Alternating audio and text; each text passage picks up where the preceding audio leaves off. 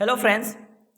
तो चलिए इस वीडियो में आप लोगों को हम बताते हैं कि हमारे कॉलेज में कितने स्टूडेंट का एडमिशन हो चुका है और कितने लोगों का जो सेकंड राउंड था उसका एडमिशन हुआ है और होने वाला है, क्योंकि कल तक लास्ट डेट है। तो चलिए मैंने कई चीज़ों को, कई डेटा को मैंने कॉलेज से प्राप्त किया, उनके बाद मैंने वीडियो बनाने की कोशिश की है। देख सकते हैं आप यहाँ पर कि मेरे पास में इस तरह का पूरा पीडीएफ है और इस पीडीएफ में वही लोगों का नाम नाम और सारा डिटेल्स है जिन लोगों का एडमिशन हो चुका है। यानी कहने का अर्थ है कि हमारे डाइट श्रीनगर में जो है टोटल कितना सीट है, टोटल 150 सीट है। लेकिन अब तक यानी सेकेंड राउंड में, यानी सेकेंड जो मेरिट लिस्ट आया उनके अनुसार जो है 146 लोगों का एडमिशन संपन्न हो चुका है। कहने का अर्थ ये है कि आज तक जिन लोगों ने भी एडमिशन लिया है उनका एडमिशन तो हो गया, लेकिन जिन लोगों का मेरिट लिस्ट आ चुका है यानी सेकंड लिस्ट में जिन लोगों का नाम आया है उन लोगों का भी इस लिस्ट के अंदर उन लोगों का भी नाम मौजूद है। हो सकता है कि डॉक्यूमेंट्स की वजह से आज ना कर पाया हो तो कल उनका एडमिशन पक्का हो जाएगा। यानी कहने का अर्थ है कि 150 में से 146 लोगों का सेकंड लिस्ट तक में एडमिशन हो जाएगा।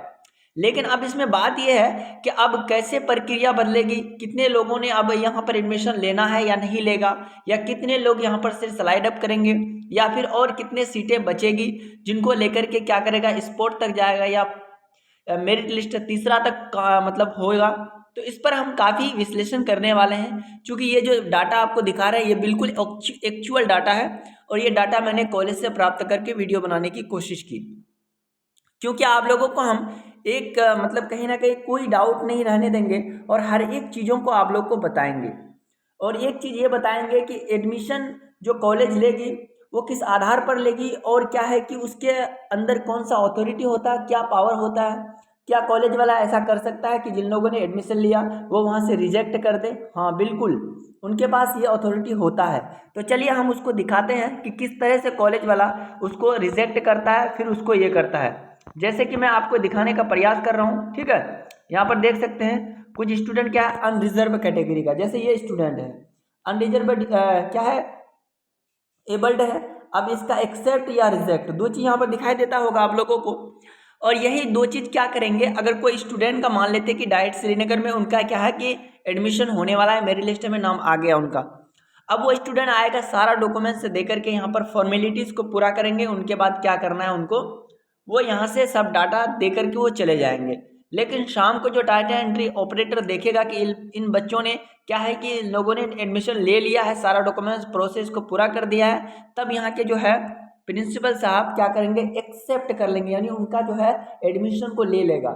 जब ले लेगा तो जब वो अपने पोर्टल पे जब लॉगिन करेंगे तो उनको वहाँ दिखाई देगा your admission has been submitted, है ना, या कंफर्म्ड, इस तरह का बताएगा। तो इसका मतलब हो गया कि वो एक्सेप्ट हो गया और आगे की प्रक्रिया यानी स्लाइड अप वो कर सकता है।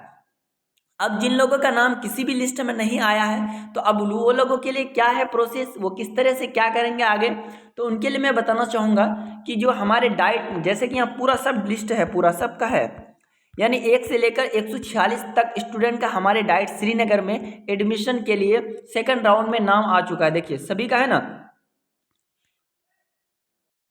तो सभी लोगों का यहाँ पर नाम पूरा एकदम पीडीएफ के साथ आप लोगों को दिखा दिए, क्योंकि ये हमको दिखाने का कोई ये नहीं था, लेकिन तब पर भी आप लोगों को बताने के लिए कि कितना सीट बाकी है और कितना लोगों का एडमिशन हो चुका है। तो तकरीबन कहीं ना कहीं सारे लोगों का एडमिशन हो गया है। अब मात्र कितने लोगों का बाकी है, मात्र 4 लोगों का बाकी है ना।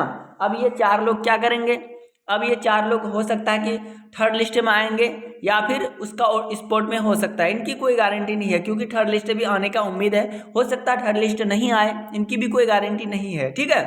तो चलिए इनको और भी थोड़ा सा हम डिफाइन करने वाले हैं कि अब यहाँ पर एडमिशन जो लोग ले चुके हैं, अब अगले जो पार्ट यानी थर्ड लिस्ट के लिए जो है कि उसके लिए कितनी सीटें खाली रह जाएगी, ये तो बहुत बड़ा सवाल है, लेकिन इन्हीं को हम क्या करेंगे, डिफाइन करने वाले हैं। देखिए अगर मान लेते हैं कि 146 स्टूडेंट क्या है कि एडमिशन ले चुका है, ठीक है। अब वो लोग क्या करेंगे, बहुत सारे ऐसे स्टूडेंट होंगे जो कि स्लाइड अप करेंगे। अब स्लाइड अप करेंगे तो भाई वो स्लाइड अप अपने जो अगल बगल वाले कॉलेज है उनको लेना चाहेंगे। अब वो लेना चाहेंगे तो उनके लिए अगर वो स्लाइड अप की प्रोसेस पूरा हो जाता है तो वो यहाँ से एक सीट क्या होगा कि खाली हो जाएगा। इस तरह से मान लेते हैं 146 में से अगर सेकंड लिस्ट में अगर मान लेते हैं कि 50 स्टूडेंट का एडमिशन हुआ है, ठीक है, 50 नहीं कम लेते हैं, 40 स्टूडेंट का एडमिशन ले लिया। अब इन 40 में से अगर आधा स्टूडेंट यानी 20 स्टूडेंट अगर स्लाइड अप करता है और इन 20 स्टूडेंटों का स्लाइड अप क्या हो जाता है, संपन्न हो जाता है, पूरा हो जाता है और ये दूसरे कॉलेज में इनको ट्रांसफ़र कर दिया जाता है, तो यहाँ से क्या होगा, हमारे डाइट श्रीनगर में क्या होगा, 20 स्टूडेंट के लिए कॉलेज में सीटें खाली रह जाएगी। अब ये 20 सीटें जब खाली रह जाएगी, फिर अगला लिस्ट होगा उनके लिए क्या होगा कि वो लिस्ट के लिए वो फिर प्रिपेयर हो जाएगा।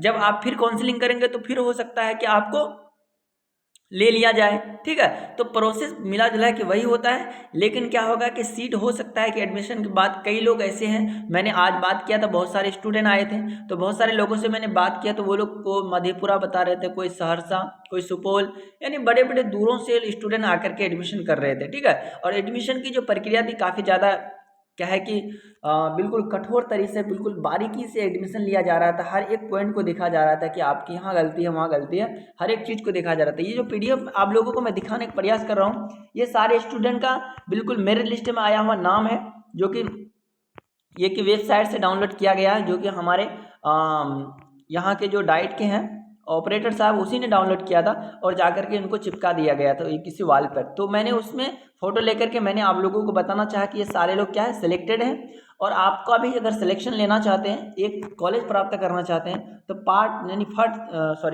क्या है कि मेरिट लिस्ट 3 का वेट करिए और तीसरा मेरिट लिस्ट जो होगा ये इसी प्रक्रिया में होगा, स्लाइड अप के बाद होगा, ठीक है।